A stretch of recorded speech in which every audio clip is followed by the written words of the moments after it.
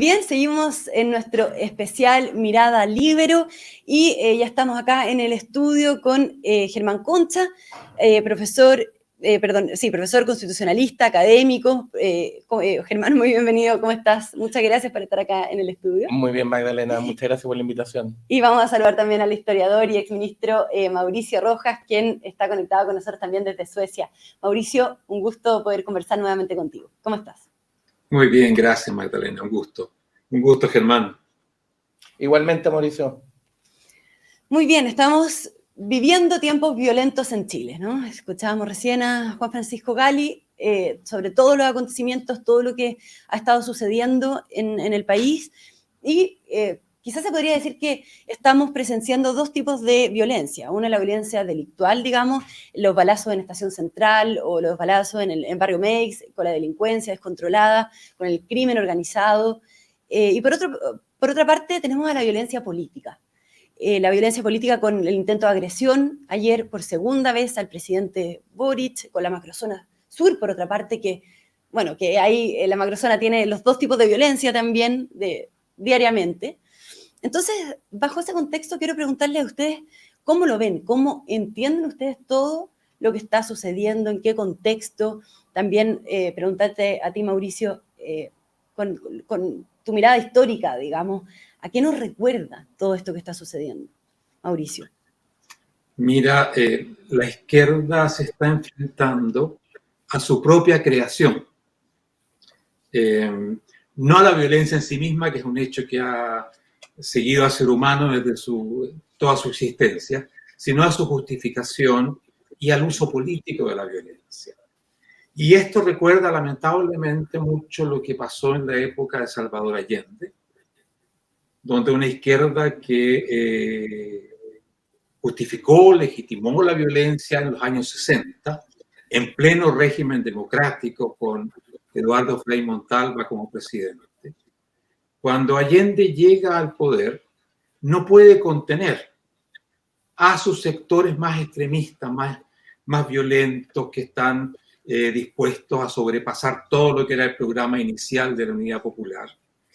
Y incluso el presidente va a tener una serie de actuaciones allí que después van a costarle muy caro.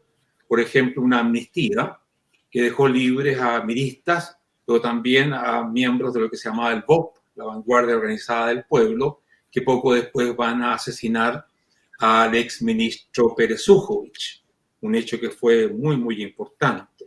Boric está enfrentándose al mismo fenómeno, por supuesto que con características concretas distintas, pero es la propia creación de la izquierda que se le enfrente desde la izquierda, exigiéndole más, incluso atentando contra el mismo presidente, pero esto con una velocidad increíble, porque en el caso de Allende tomó un tiempo antes de que fuera desbordado por sus sectores más extremistas, entre los que estaba el Partido Socialista, para no hablar del MIR y otros. En este caso ha ido muy, muy rápido. El presidente está acosado hoy día por su propio sector izquierdista, desde el Partido Comunista hasta los sectores anarquistas, etc. Así que lo que estamos viendo no es nuevo, se ha repetido y creo que esto va a seguir profundizándose. Ya. Y esa violencia política, entonces, Mauricio, como dices, te recuerda a la época de Salvador Allende, pero hay algo también de lo que vino después con Aylwin, donde también se evidenciaba violencia política, con el asesinato, por ejemplo, de un senador en ejercicio, bueno, también todo el tema de la seguridad muy sobre la mesa, digamos. De hecho, se creó una oficina de seguridad para justamente tratar y erradicar la violencia que existía en esa época, ¿no? Sí, por supuesto que esto fue también un tema que fue muy importante en el gobierno de Aylwin. Yo creo que ahí hubo una decisión mucho más clara de enfrentarlo. De hecho, la derrota del Frente Patriótico, el llamado autónomo, es obra de Aylwin. Pero hay una cuestión más de fondo que es importante entender. La izquierda tiene un discurso que justifica la violencia. Y no solamente la violencia política. El discurso de la izquierda es que existe un sistema que ejerce una violencia estructural contra una gran cantidad de sectores sociales, pobres, gente que sufre la desigualdad, etcétera, la injusticia. Y por ello, cuando se produce la violencia delictual, criminal normal, la izquierda ha tendido a decir, bueno, pero es que las causas sociales hay que entender, la gente es pobre, la gente reacciona contra la desigualdad, y por lo tanto ha tendido a tener una mano muy suave, muy tolerante frente a ese tipo de violencia. Por supuesto que frente a la violencia política es aún más tolerante. Las acciones políticas, pero no solamente las acciones físicas en términos de violencia, que ellos han justificado siempre, tal como se justificaron por el presidente Boric y sus ministros hasta hace muy poco tiempo, sino también una violencia que es muy importante, que es la violencia cultural, verbal, la agresión, la funa, la cancelación del derecho a la libertad de expresión. En Chile, históricamente, antes de que se llegara a la violencia física de los años 70, se había ido por un proceso largo de deterioro del clima de convivencia que estaba muy afectado por la violencia verbal. El uso, por ejemplo, increíble que la izquierda ejercía en ese tiempo de descalificaciones, insultos. Recordemos cómo trataban al expresidente Alessandri, hablando de la señora, en fin, cosas realmente impresentables. Y yo creo que la democracia se pierde paulatinamente. Primero se deteriora el ambiente cívico, después se llega a la agresión, ahora estamos en la etapa de la agresión, por supuesto, y finalmente todo esto desemboca en situaciones que son trágicas para todos. Ya. Y estamos entrando entonces en un nuevo ciclo de violencia política, a tu juicio, Mauricio. En el fondo, estamos a punto o a puertas de presenciar incluso un nuevo estallido, donde una chispa en el fondo puede encenderlo todo. ¿Ves que estamos en ese punto de riesgo? Mira, no. Yo creo que el proceso que se inicia con el estallido del 18 de octubre culmina en abril del año pasado con la elección de la Convención Constitucional. Esa elección tan especial que llegó a un conjunto de extremistas a ser mayoría en la Convención, una mayoría que hoy día no representa a nadie verdaderamente. Pero creo que a partir de entonces hay un cambio en el sentido común, en la voluntad mayoritaria de los chilenos. Creo que hoy día no estamos en una situación comparable con la que hubo cuando se desencadenó la violencia del 18 de octubre, sino que todo lo contrario.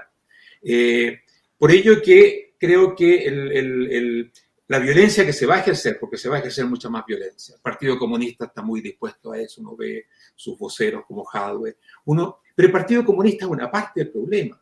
Tenemos todo el narcoterrorismo, tenemos la Araucanía, tenemos la delincuencia, todo eso todos esos sectores se mueven en su conjunto y lo vienen haciendo desde el 18 de octubre, con la tolerancia y la justificación del resto de la izquierda. Eso va a seguir existiendo, va a haber una resistencia cada vez más violenta, quizás en la medida en que estén más aislados. Así que vamos a vivir un tiempo bastante difícil. Sin embargo, creo que mayoritariamente el país está por la reacción frente a eso, por imponer el orden público de nuevo. Y creo que va a ser un tema que el gobierno va a tener que resolver. O está con el orden público de la mayoría de la población en Chile, o sigue asociándose con las minorías extremistas, lo que le costaría políticamente, sería una muerte política muy temprana para este gobierno. Claro. Muy bien, Germán Concha, quiero preguntarte a ti, ¿cómo lo miras tú? Complementando, por supuesto, con este análisis que hace Mauricio Rojas hacia atrás, hacia el pasado, hacia nuestra historia, qué es lo que te evoca, qué es lo que trae en tu mente, digamos, hasta, bueno, el estallido y luego la época que estamos viviendo actualmente con esta violencia política. A ver, yo creo que hay algunos elementos muy importantes que plantea Mauricio que hay que conectar con temas institucionales gruesos. O sea, a ver, el Estado moderno, su centralidad, por decirlo así, tiene que ver con lo que se llama técnicamente el monopolio del uso legítimo de la fuerza. El Estado moderno tiene por lógica que nosotros renunciamos, digo, todas las personas comunes, los ciudadanos, las personas en general renunciamos a usar la fuerza por nosotros mismos para que sea el Estado el que en nombre de la ley, del orden jurídico, del Estado de Derecho y por lo tanto en nombre también de cada uno de nosotros, haga uso de la fuerza para hacer respetar derechos. Un poco lo que dice el lema de Chile en nuestro escudo, por la razón o la fuerza, que en el fondo es por la fuerza al servicio de la razón, por la fuerza legítima sirviendo a la razón, representada en el derecho. ¿Qué es lo que significa eso? Que cuando tú deslegitimas la actuación de las instituciones dedicadas a hacer cumplir la ley, tú estás generando un problema grueso dentro del sistema, porque estás validando el uso de la violencia, estás poniendo en un pie de igualdad a quien hace uso de la violencia fuera de la ley, que se arroga atribuciones que no tiene, que comete delito, con las instituciones que están hechas para defendernos a todos, defendiendo el derecho.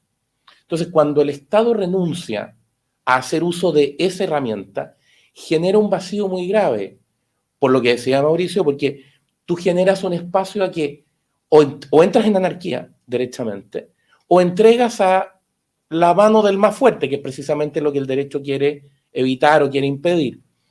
Pero eso tiene que ver además con una justificación, y ahí me parece que hay un tema muy importante en lo que dice Mauricio, una justificación que se ha venido dando históricamente respecto del uso de la fuerza, más bien de la violencia, es decir, de la actuación ilegítima, atribuyéndosela no a la decisión de una persona que hace algo que es ilícito, que daña a otro, sino que son siempre factores estructurales. Entonces hay un discurso desde la izquierda, con distintas maneras, son distintas tesis marxistas o neomarxistas o postmarxistas, incluso que lo que hacen al final es decirte, no, a estas pobres personas no se las puede, pobres en el sentido de que están dañadas por algo o han sido víctimas de una cierta violencia estructural, depende de la teoría que se use, pero la conclusión es siempre la misma, no se las puede castigar, no se las puede perseguir, no se les puede hacer nada. El resultado es no solo que tú empiezas a condonar gradualmente la violencia, sino que tú empiezas a hacerlo aún más grave en la medida en que castigas a quien está para controlar. Si tú te fijas en lo que ha pasado en los últimos años en Chile, no es solo que se primero valide la violencia, yo insisto que a nosotros tenemos que acordarnos que hay un hecho muy notorio que es esta estudiante que en una reunión con la ministra de Educación, creo que era Mónica Jiménez, le tira un jarro de agua y no pasa nada. No pasa nada, no se dice esto. No es solo un acto de mala educación, que por cierto que lo es, sino que esto es un acto de agresión física, que tiene que ser castigado como acto de agresión física. Y es perdonado porque no, mire, ella no entiende bien lo que está haciendo. Estamos hablando de gente grande, digamos, no de niños chicos, digamos. Pero de ahí en adelante, lo único que hicimos fue como sociedad validar lo que pasó después en los colegios, los heroles blancos, lo que pasó en el Instituto Nacional, etcétera. Es decir, no es que haya alguna explicación, ¿para qué vamos a decir la macrozona? Siempre hay alguna explicación que hace que no condene, que no sancione, que no castigue. Y eso que viene pasando en el tema político, viene corriendo en paralelo en el resto de la violencia, en la violencia delictual común, diría uno, que viene teniendo el mismo fenómeno. Entonces, yo creo que hoy día cuando se dice hemos normalizado la violencia, nuestro problema no es solo que la hayamos normalizado, que ya sería un problema muy grave. Yo creo que desde el 18 de octubre del 2019 lo que hemos hecho es que la hemos glorificado.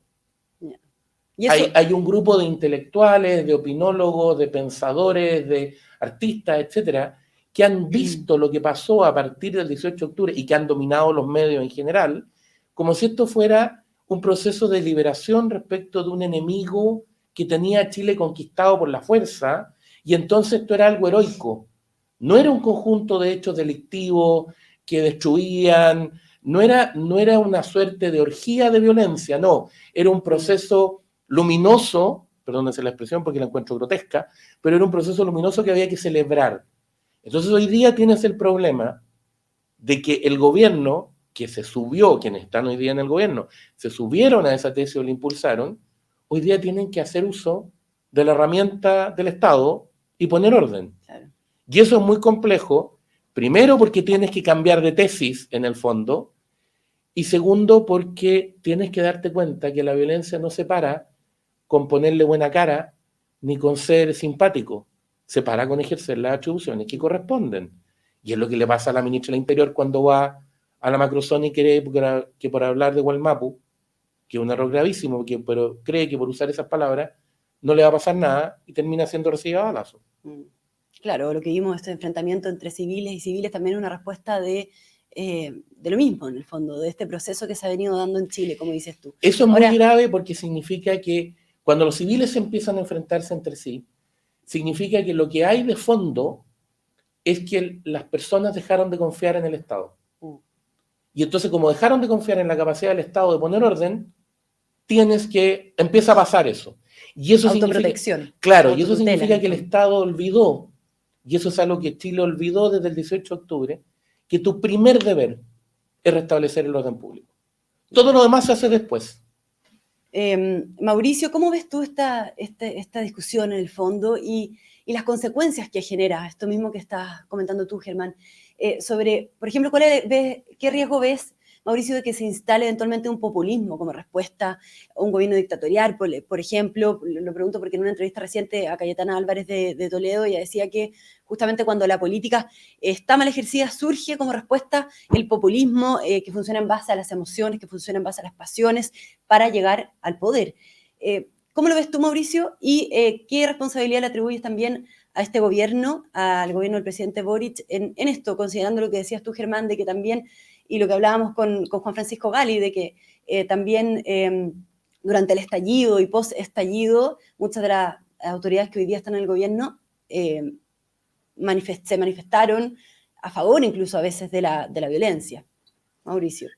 Mira, yo creo que lo que Cayetana ha dicho es muy importante y dijo muchas cosas importantes, porque en este caso, cuando el orden se deteriora como se ha deteriorado en Chile, cuando no hay un ambiente ya de convivencia cívica aceptable, como es lamentablemente el caso en Chile, comienza a surgir una demanda de orden a cualquier costo.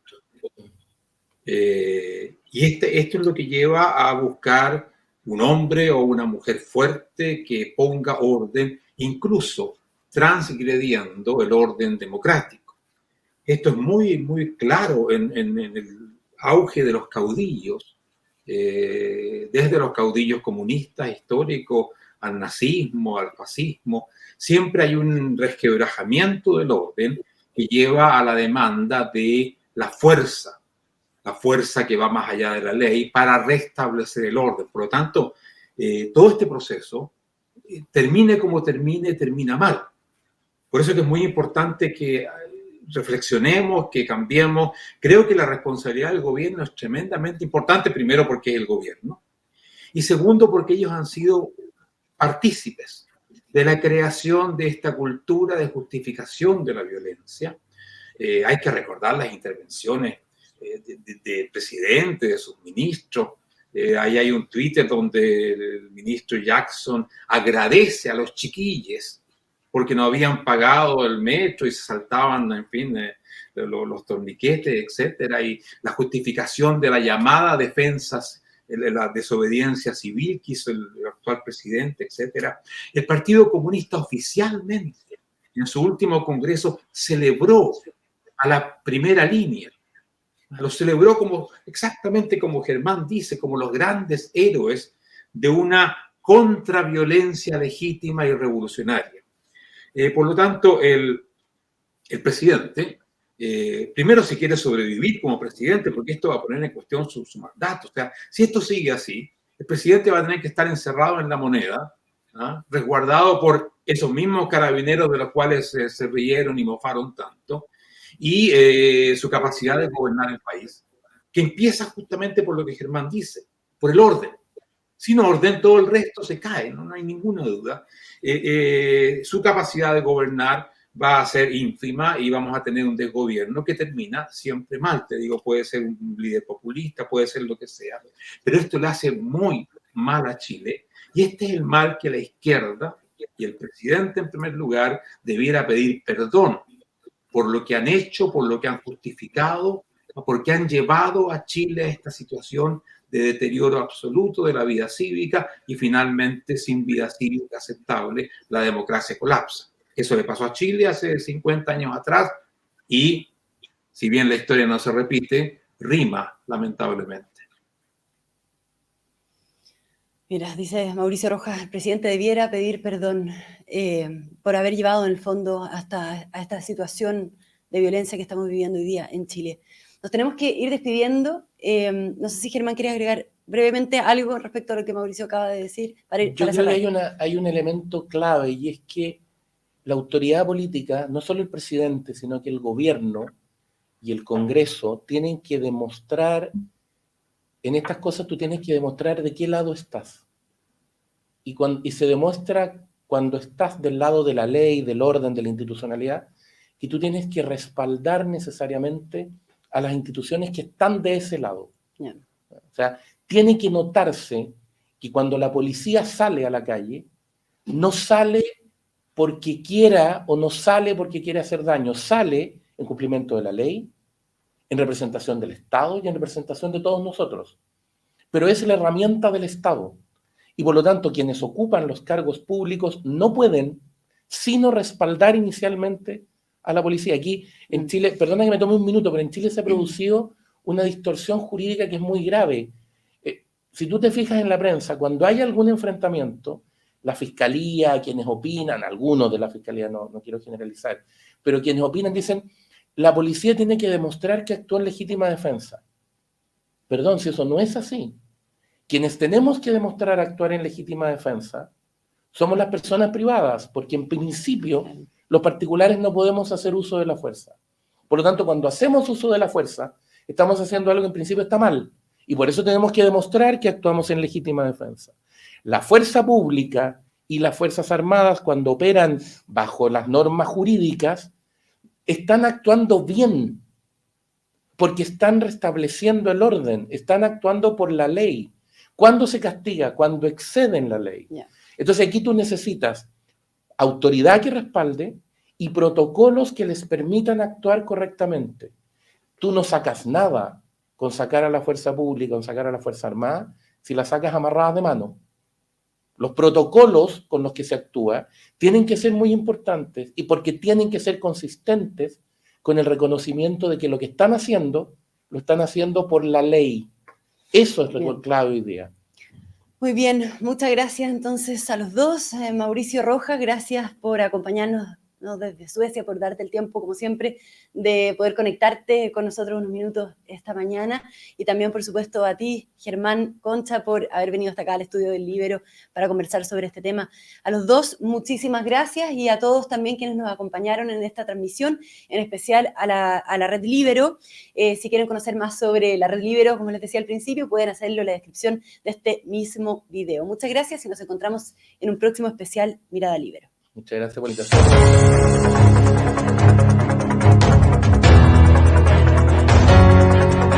Haz que estos contenidos lleguen más lejos haciéndote miembro de la Red Líbero.